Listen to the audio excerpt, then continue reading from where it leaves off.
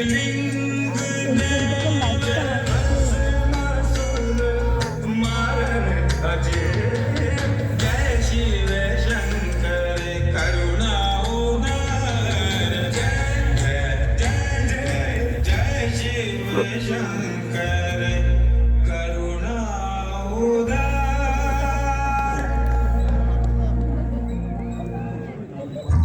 कुंभलगढ़ हूं, राजपूत वीरता का बुलंद प्रतीक।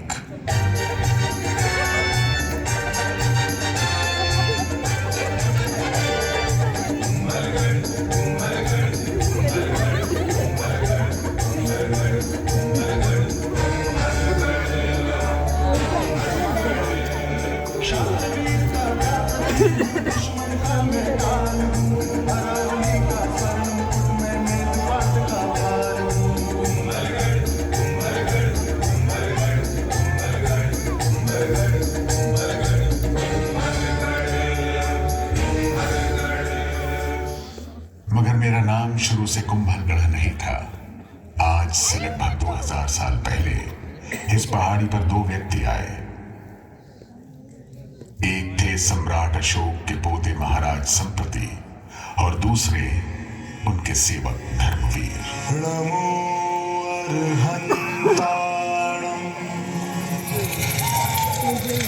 धर्मवीर, कितना मोहक स्थान है। जी महाराज। ऊंचाई पर तो है ही, चारों ओर हरियाली भी है। क्यों ना यहाँ एक गढ़ बनवाया जाए? अवश्य महाराज, और आज्ञा हो तो उसका नाम संप्रतिगढ़ रखा जाए। नहीं धर्मवीर, इस गढ़ का यहाँ के वातावरण से संबंध होना चाहिए। हाँ, नीचे तराई में जो गांव है उसका क्या नाम है? मच्छिंद्र महाराज। बस, तो इस गढ़ का नाम होगा मच्छिंद्रगढ़। मच्छिंद्रगढ़, इतने छोटे से गढ़ का इतना लंबा नाम। मुझे बनाने वाले खुद चल बसे। मैं यूं ही तन्हा निर्जन खंडहर बन गया। लगा संसार ने मुझसे मुंह फेर लिया हो। मैं भी पीठ मोड़कर एक लंबी नींद सो गया। 1500 वर्ष लंबी और गहरी नींद।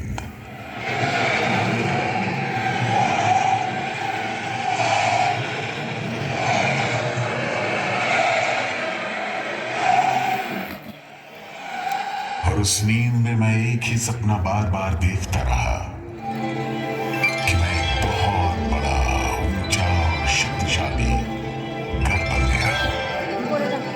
दूसरे गढ़ों से बड़ा एक अटल और अजय दुर्ग।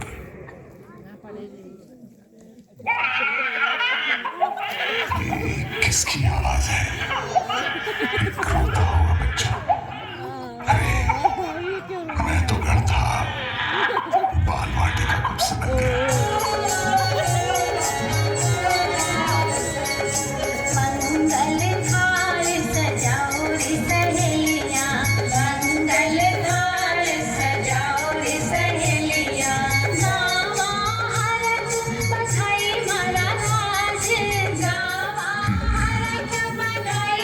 तो एक राजकुमार का जन्म हुआ है यहाँ।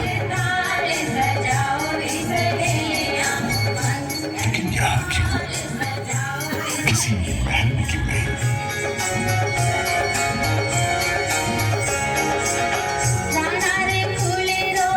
ये बालक है राजकुमार हमीर, राणा हरि सिंह का बेटा।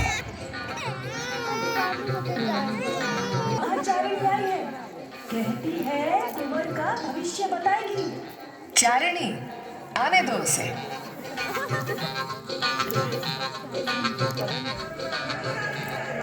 घड़ी खम्मा, कहो कुंवर के भविष्य के बारे में क्या जानती हो? लग रही है। सो तो है, हमीर बड़ा होकर योद्धा बनेगा। पर ये तो असंभव है। असंभव संभव बन गया। हमीर के बड़े होते होते मेवाड़ के शत्रु भी बढ़ते गए। तो एक के बाद एक राणा हरि सिंह और अन्य सभी पुत्रवत होते युद्ध में शहीद हो गए। बचा तो केवल हम मीर। चारणी की कही बात सच होने का समय आ गया। आज से सिसोदिया वंश मेवाड़ की राजगद्दी पर विराजमान हुए हैं। आज से राणाओं के सरदार बुलाए जाएंगे। महाराणा हमीर।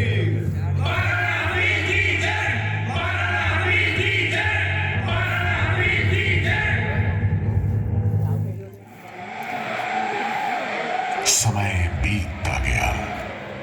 महाराणा आए और महाराणा गए, और फिर वो दिन आया जब वो आया।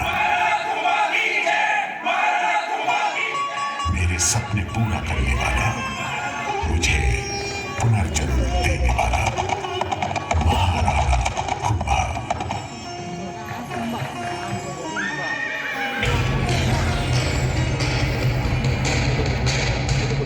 मेवाड़ के वीर राजपूतों, मैं महाराणा अवश्य बना हूं, किंतु आपकी भांति मेरा मन भी दुख क्रोध से भरा है।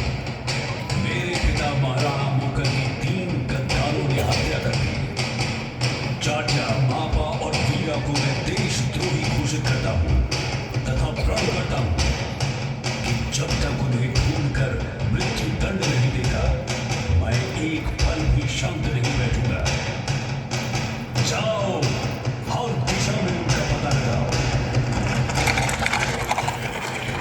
क्रोधित कुंभा उन 3 भेड़ियों का पीछा करते करते पाए कोथला पहाड़ी पर चल रहे थे कि एक खूंखार शेरनी उनके सामने आ गई। कुंभा अपना खंजर निकालकर उस पर टूट पड़े। पलक झपकते ही वो शेरनी जमीन पर वहीं ढेर हो गई। बेचारी शेरनी अगर कुंभा के क्रोध को जानती तो गुफा से ही न निकलती।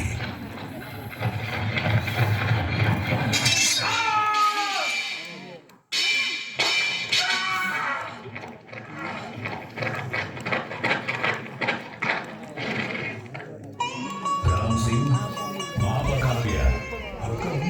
सुना है वो बचकर मालवा भागेगा। मालवा? सुल्तान खिलजी के पास? सुल्तान खिलजी को संदेश भेजिए, हम इस पूर्णिमा की रात उनसे भेंट करना चाहते हैं। सुल्तान महमूद खिलजी, सुना है महापा को आपने शरण दी? बिल्कुल सही सुना है आपने। कदाचित आप ये नहीं जानते कि महापा ने घोर अपराध किया। वो हमारा शत्रु।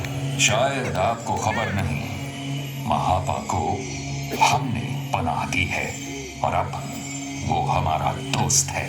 इस मित्रता का भारी बोझ चुकाना पड़ेगा तुम्हें सुल्तान। अंजाम की परवाह तो बुज़दिल किया करते हैं राणा कुंभा। हमारे दोस्त की तरफ अगर आंख उठाकर भी देखा तो। सावधान खिलजी, लगता है आपको प्राणों से दूर नहीं। जल्दी ही मैं उस नीच महापा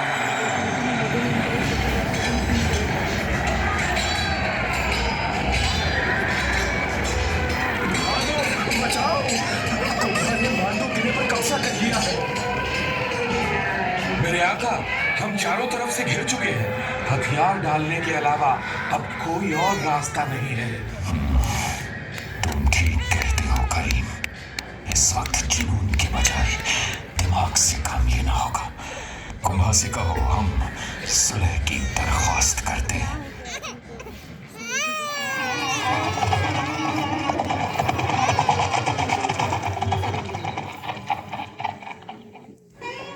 सुल्तान खिलजी, मैं इस बार आपको क्षमा करता हूं और जीते हुए क्षेत्र वापस करता हूं। बड़ी मेहरबानी हुजूर, मैं आपका शुक्रगुजार हूँ। किंतु याद रहे, ऐसी भूल फिर कभी ना हो। मेरी तौबा मेरे हुजूर, मेरी तौबा। बेअदबी माफ मेरे आका। ऐसी जिल्लत, और वो भी एक दुश्मन के हाथों। कुंभा को बहुत गुरूर हो गया है। खाक में मिला दूंगा उसका ये गुरूर। नेस्तो नाबूद कर दूंगा मेवाड़ की सरजमी को। मैं तेरी मौत बनकर आ रहा हूं। लेकिन महाराणा कुंभा ने भी कच्ची गोलियां नहीं खेली थी। उन्हें शक था कि खिलजी बाज आने वाला नहीं है। जब खिलजी ने फिर आक्रमण किया तो कुंभा भी पूरी तरह तैयार थे और दुश्मन ने मुंह की खाई।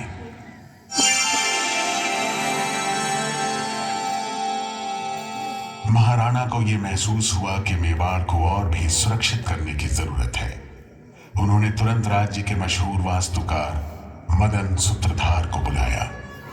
खम्बागढ़ी हुकुम, मैं आपकी सेवा में उपस्थित हूँ। मदन सूत्रधार, आपने गढ़ और महल बनाने में बड़ा यश कमाया है। मैं चाहता हूं मेवाड़ में शीघ्र अतिशीघ्र 52 नए गढ़ बनाए जाएं और 32 गढ़ जो हैं उन्हें और समर्थ बनाया जाए। हुकुम महाराणा साहब। विशेष रूप से यहाँ इस मछेंद्र गढ़ को एक ऐसा गढ़ बनाइए जो इतना विशाल और अभेद्य हो कि उसको कोई जीत न सके, जो सदा एक अजेय दुर्ग कहलाए। अवश्य बनेगा हुकुम, बस एक विनती है, उसका नाम कुंभलगढ़ रखा जाए। ठीक ही तो है। कुंभलगढ़ और मैं जुड़वा भाइयों की भांति मेवाड़ की रक्षा करेंगे। मेरा सपना पूरा होने लगा। नया जन्म, नया रूप, नया नाम। लेकिन मैंने सुना है मुझे बनाते समय शुरुआत में एक अनोखी समस्या सामने आई। ज्ञान सिंह, ये दीवार फिर से हिल गई? जी मदन जी, पिछले 6 दिनों से यही हो रहा है। रात को यहाँ कोई आता भी नहीं, फिर भी कोई बता रहा था इस पर्वत पर एक देवी का प्रकोप है। तो हम उन्हें प्रसन्न कर देते हैं हवन से, पूजा पाठ से। नीचे रणकपुर गांव में एक वीर बाबा है, केवल वे ही इस समस्या से मुक्ति दिला सकते हैं। मुक्ति का एक ही उपाय है, नरबली।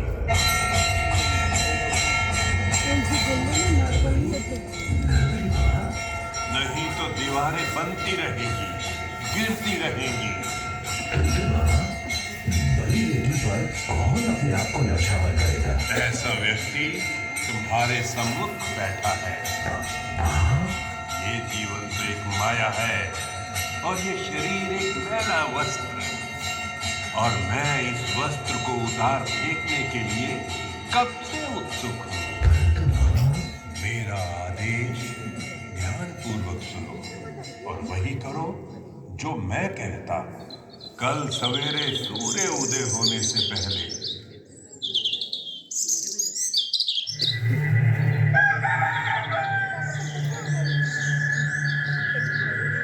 मैं पहाड़ी चढ़ूंगा, आप मेरे पीछे पीछे आए। जहां मैं पहली बार रुकूं वही होगा गढ़ का प्रमुख प्रवेश द्वार। मैं फिर चलूंगा, जहां दूसरी बार रुकूं वहां तुरंत मेरा सर तलवार से उड़ा देना। जहां मेरा शीश गिरे वहीं देवी का मंदिर बनेगा और मेरा शेष शरीर फिर भी चलता रहेगा तथा पूरे गढ़ की सीमा निर्धारित करेगा। मेड बाबा ने अपने प्राण की आहुति देकर मुझे नया जीवन दिया। यह अवश्य हुआ होगा, क्योंकि आज भी मेरे एक एक पत्थर में, हर कुंड में और कोट में, ऊंचे महल और गहरी बावड़ी में उस देवी मां की शक्ति की अनुभूति है।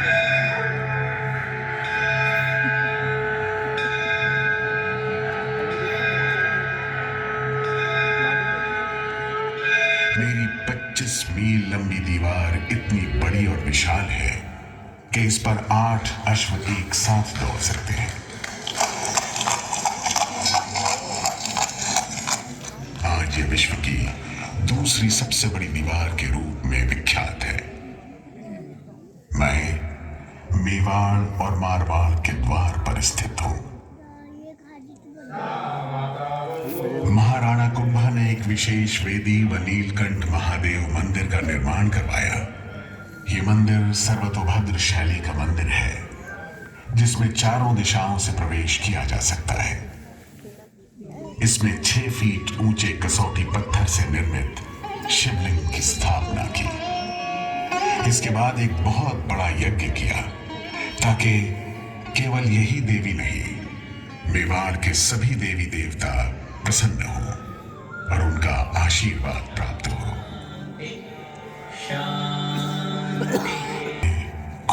अभेद्य और अजय।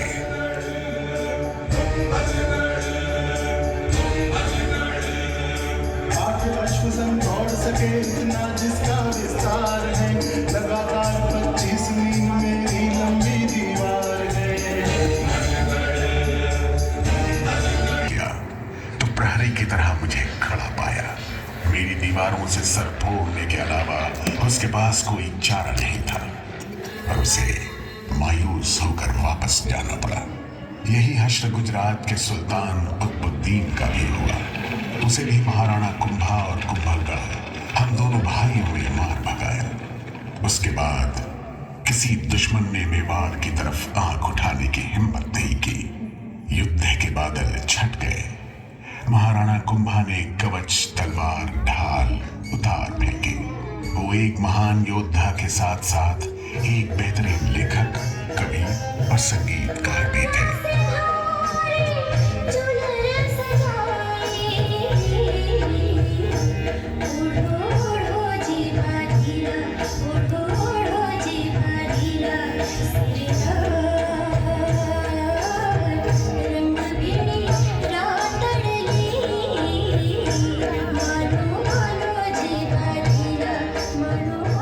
देखते ही देखते चारों ओर रास रंग की लालिमा छा गई और पूरा मेवाड़ कुंभा की धुनों पर थिरकने लगा।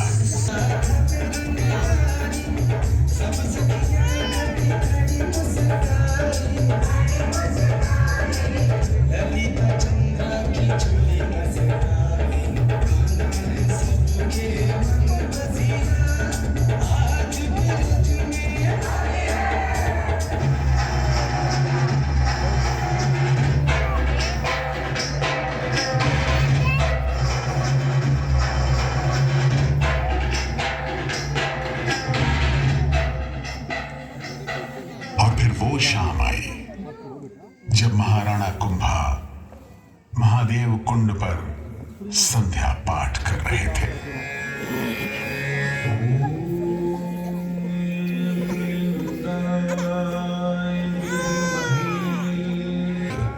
चिरंजीव रहो।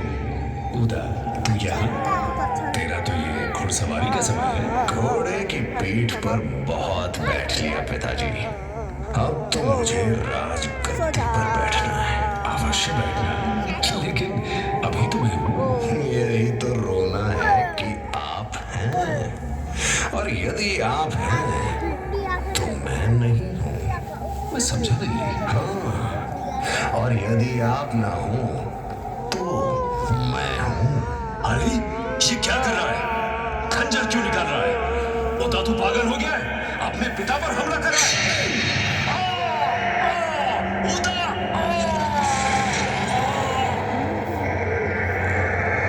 छोले ही मेरे को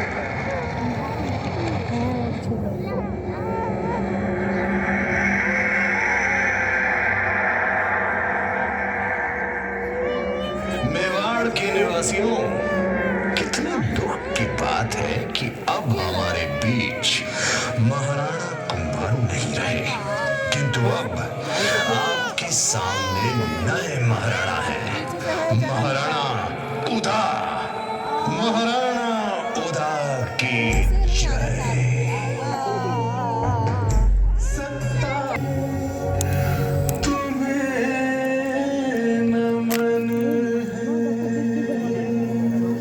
एक तरफ पुत्र के हाथों पिता की हत्या हुई और दूसरी ओर 70 साल बाद एक मां ने मेवाड़ राज्य के वंश को बचाने के लिए अपने पुत्र की आहुति दे दी। उस वीर मां का नाम था पन्नाधार। ये अद्भुत गाथा चित्तौड़ से शुरू हो मुझसे आ जुड़ी। उस समय मेरी देखभाल आशा शाह देवपुरिया कर रहे थे। पन्ना धाय, ये आपके साथ कौन है? आपका पुत्र? मेरे पुत्र से भी अधिक मूल्यवान सिसोदिया वंश का नूतन उत्तराधिकारी कुंवर उदय सिंह। उदय सिंह?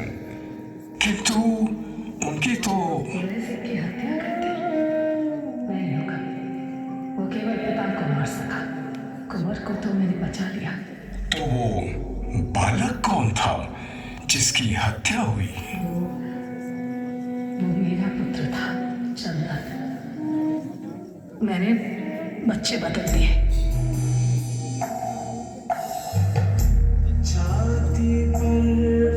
है कि बड़ा होकर वीर उदय अपना अधिकार बलवीर से वापस ले। पन्ना धाय की कुर्बानी व्यर्थ नहीं गई। आसपास की रियासतों के सरदारों के साथ मिलकर उदय सिंह ने बनवीर को ललकारा और पूरी तरह ध्वस्त कर दिया। महाराणा उदय सिंह की जय! महाराणा उदय सिंह की जय! मेरे जुड़वा भाई कुंभा के गुजर जाने के बाद अगर मेरे दिल के बेहद नजदीक आया तो वो था शूरवीर बेटा महाराणा प्रताप। मैं वाकई खुशकिस्मत हूं। पराक्रमी महाराणा प्रताप ने मेरे आंगन में जन्म लिया। ये वर्ष था 1540। सिसोदिया वंश गौरव और मान से युक्त ये घोषणा करते हैं कि महाराणा उदय सिंह और महारानी जयवंता बाई को पुत्र रत्न की प्राप्ति हुई है। बालक का नाम प्रताप रखा गया है।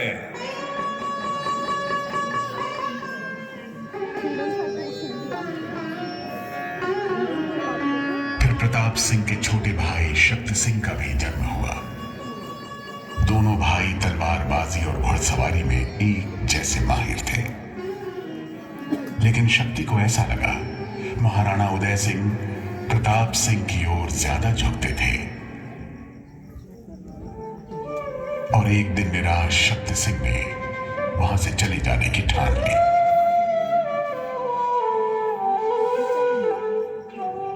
शक्ति, मैं तुम्हें यूं निराश होकर नहीं जाने दूंगा। प्रताप दादा भाई, अब मैं यहाँ नहीं रह सकता। ऐसा क्यों कह रहे हो शक्ति? बरसों से सहता आया हूं पिताजी का पक्षपात, अब और सहा नहीं जाता। ये तुम्हारा भ्रम है। तुम मेरे भाई हो। किंतु मैं हूं तो छोटा भाई ना, आपसे बड़ा नहीं होऊंगा। ऐसी बात है तुम्हारे मन में तो तुम महाराणा बन जाओ। मुझे महाराणा बनने में कोई रुचि नहीं है शक्ति। मेरे जीवन का उद्देश्य मेवाड़ की रक्षा करना है, चाहे राजा के रूप में या फिर एक सेवक की भांति। जब मेरी आवश्यकता होगी मैं तुम्हारा साथ देने उपस्थित हो जाऊंगा।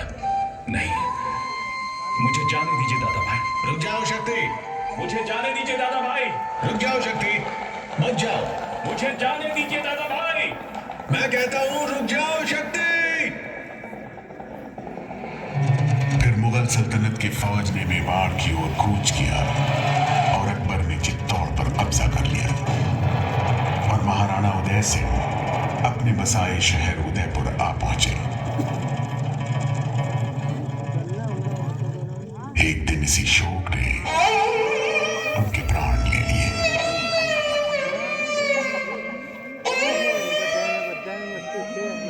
महाराणा प्रताप ने गद्दी संभालते ही अकबर को ललकारा।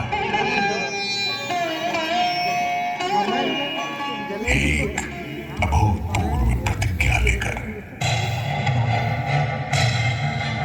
मैं आप सबके सामने ये प्रतिज्ञा करता हूं कि जब तक मैं अपनी मातृभूमि मेवाड़ को मुक्त नहीं करा लेता तब तक न तो महलों में रहूंगा, न ही मखमल की शैया पर सोऊंगा, न ही सोने चांदी या किसी धातु के पात्र में खाऊंगा। पेड़ों की छांव ही मेरा घर होगी, घास मेरा बिछौना और पत्ते भोजन का पात्र बनेंगे। मुगलों के बिछाए मखमली गालीचे महाराणा प्रताप ने ने इस रफ्तार से लपेटने शुरू किए कि अकबर को चौंका दिया। महाराणा प्रताप के बढ़ते गौरव और पराक्रम ने दिल्ली की मुगलिया सल्तनत को हिला कर रख दिया। महाराणा प्रताप को रोकने के लिए एक बड़ी मुगल सेना ने उदयपुर की ओर कूच किया और फिर मुगल सेना और मेवाड़ के वीर सपूतों के बीच खन्नौर के पास ऐतिहासिक हल्दी घाटी का युद्ध हुआ। मेवाड़ के रणबांकुरों की छोटी सेना ने विशाल मुगल सेना को अपने छापामार युद्ध कौशल से आश्चर्यचकित कर दिया। बीच युद्ध में महाराणा प्रताप जब घायल हुए तो स्वामी भक्त चेतक ने प्रताप को बचाने के लिए अपने प्राण की आहुति दी। राणा प्रताप के चेतक पर मुगलों की सेना घिर गई। तब शक्ति सिंह का स्वर गूंजा। प्रताप भाई सावधान, पीछे शत्रु है।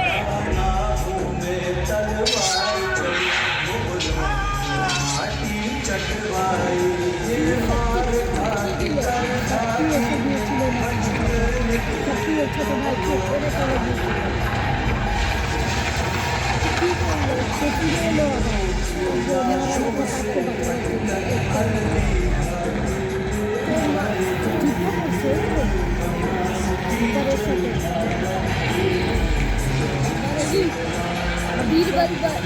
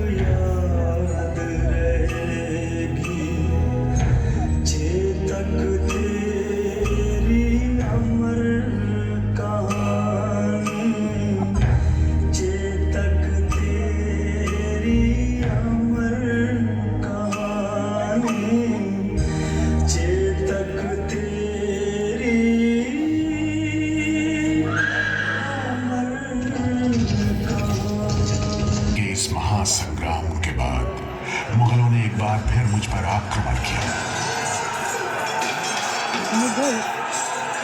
शाहबाज खान मार्च 1578 ईस्वी में बड़ी तादाद में सेना लेकर आया और मुझे चारों तरफ से घेर लिया। मेरे तीसरे दरवाजे के पीछे गोला बारूद फट गया।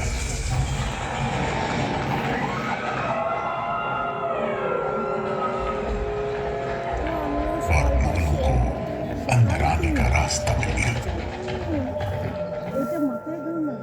पहली बार और सिर्फ एक बार कुछ समय के लिए मैं बंदी बना।